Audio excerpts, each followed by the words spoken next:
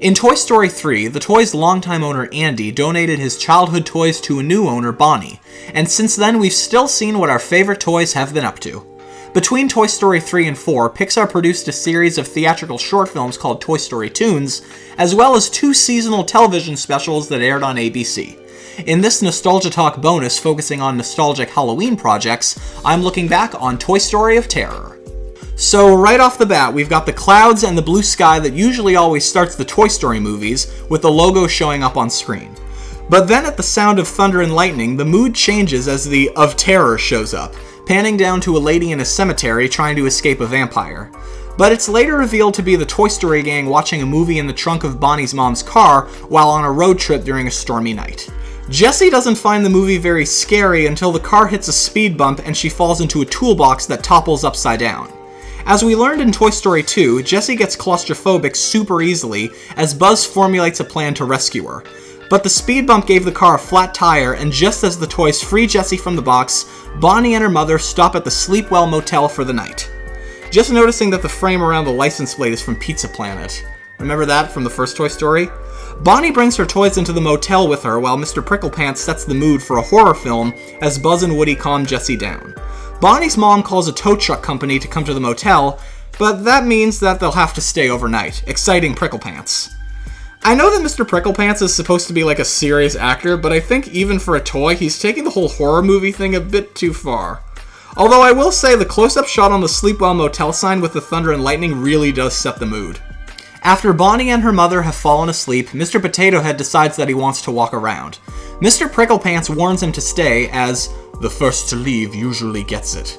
Woody agrees with Mr. Pricklepants' warning, pointing out that a motel is one of the easiest places for a toy to get lost. But Potato Head ignores the warnings and takes off with Trixie and Pricklepants following after. Woody and Buzz split up to bring the rest of the toys back to the bag, but Jessie's scared of being left in the bag alone. Immediately after Buzz and Woody take off, Jessie starts to have a panic attack and instantly goes to look for the gang. Luckily, everyone is still together with the exception of Mr. Potato Head. And so it begins, Mr. Pricklepants says, carrying on as if the toys were in a horror movie, even surmising that the motel could be haunted. Woody insists that ghosts aren't real, but Trixie begs to differ. Buzz, on the other hand, believes that something else could be going on and has the toys split up into groups of 2. Just as the toys begin their search, Rex realizes that he stepped in something. Buzz has a look at it and gives it a taste, but can't tell what it's supposed to be. But he does notice that Potato Head also stepped in it and left a trail of footprints behind. Although Trixie is one step ahead of the rest of the gang as she followed Potato Head's footprints to an air vent, only to fall in it immediately when she lifts it. Mr. Pricklepants refers to this as the threshold. Once the heroes enter, there's no turning back.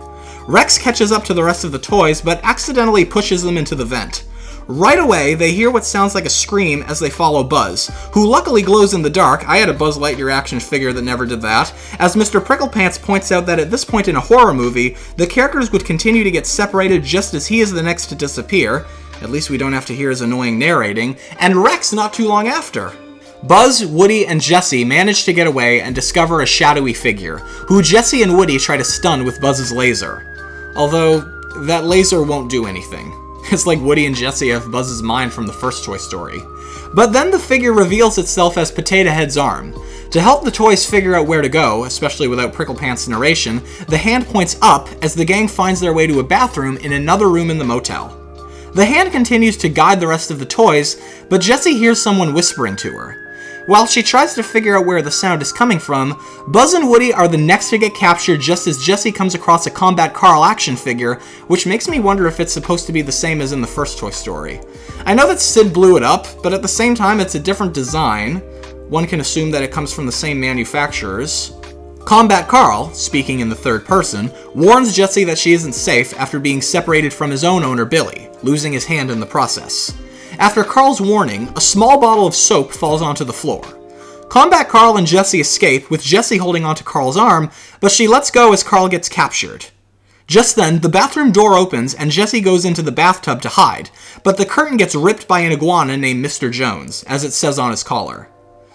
So, an iguana who has a collar like a dog and pants like a dog. Why is it that every cartoon animal is portrayed like a dog?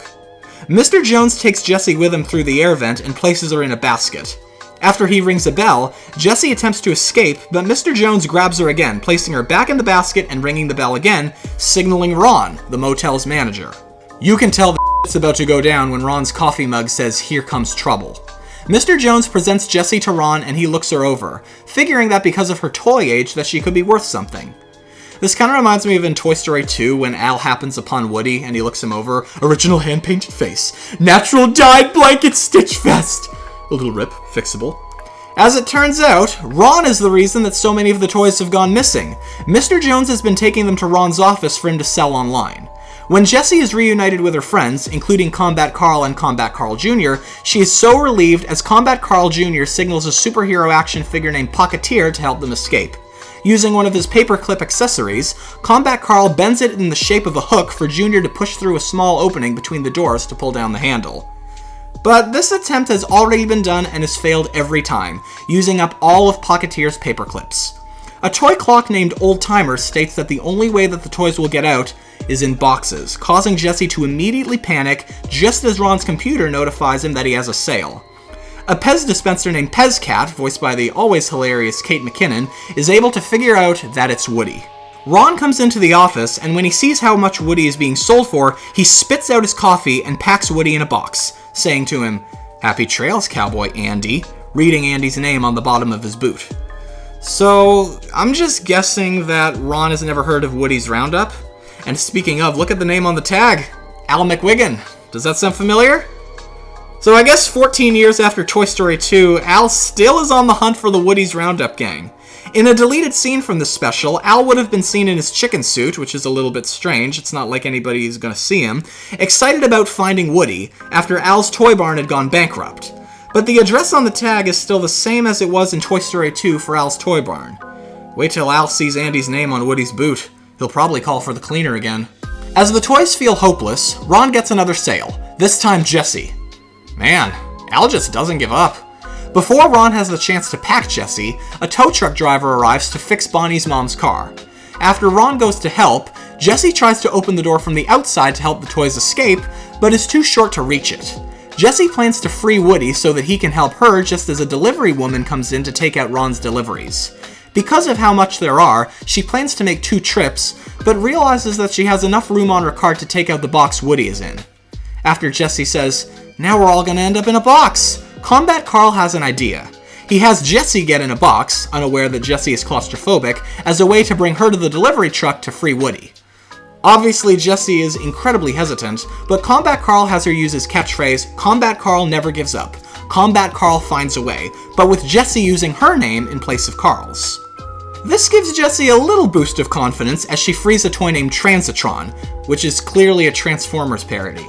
If Transitron's voice sounds familiar, you probably know him best as Emile from Ratatouille and Squishy from Monsters University, Peter Sohn, also known at Pixar for directing the short film Partly Cloudy and the feature films The Good Dinosaur and Elemental. Transitron is very happy to be free of the box and gladly helps Jessie with her plan.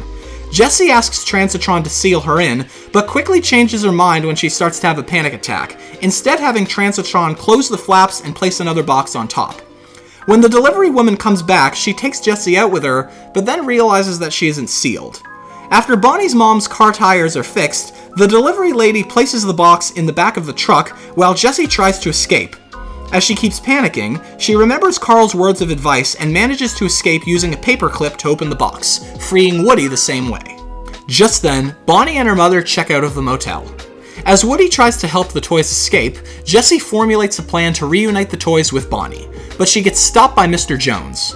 When he tries to attack, Jessie kicks him in the Adam's apple as he chokes up Combat Carl's missing hand. Then Jessie notices Potato Head's hand is stuck in his throat as she reaches in and pulls it out, much to the disgust of Pez Cat. Holding on to Potato Head's arm, Jessie grabs a hold of the curtain while Mr. Jones continues to pull her. This pulls the curtain all the way down, revealing Bonnie's toys to her and her mother just as they're on their way out. Bonnie reunites with her toys and her mother threatens to call the police on Ron. On their way out, Ron asks if she would consider selling her toys and the rest of the group escapes. In the trunk of the car, Buzz and Woody praise Jessie for her bravery as Rex points out that Potato Head is missing again. Prickle Pants again sets the mood, but it turns out that Potato Head is only just happily reuniting with his arm. Meanwhile, the rest of the toys make their escape, and Ron is visited by the police. Clearly, Bonnie's mother kept her promise. The police ask for the manager, and Ron denies that to be him as he takes off, stealing the police cruiser only to crash into the motel sign as he darts off. Fun fact, one of the police officers was voiced by Angus MacLane, the director of this special. Angus also was supervising animator for the first of the Toy Story Toon shorts, Hawaiian Vacation, directed its follow-up Small Fry, and directed the Toy Story spin-off movie Lightyear. He also was directing animator on WALL-E, directed the short film Bernie, an extra on the WALL-E DVD, and co-directed with Andrew Stanton Finding Dory. The other police officer was voiced by Josh Cooley, who would later go on to direct Toy Story 4 and the recently released Transformers 1. Combat Carl also makes a return in Toy Story 4, and apparently there are different variations of him. We also see Old Timer in Toy Story 4, which makes me wonder if Bonnie brought him home or if she got one of her own or had one of her own, because I don't think Old Timer is in Toy Story 3. This also is one of the few Toy Story related projects outside of the films with the main cast reprising their roles. Usually outside of the movies, Tom Hanks' brother Jim does the voice of Woody, but Tom was back for this one. Anyway, that's all I've got to say about Toy Story of Terror. I hope you enjoyed hearing about it. If you'd like to watch it, it's on Disney+. And I've got one final Halloween video coming out this year, and I'll see you with that one next week. Have a great day.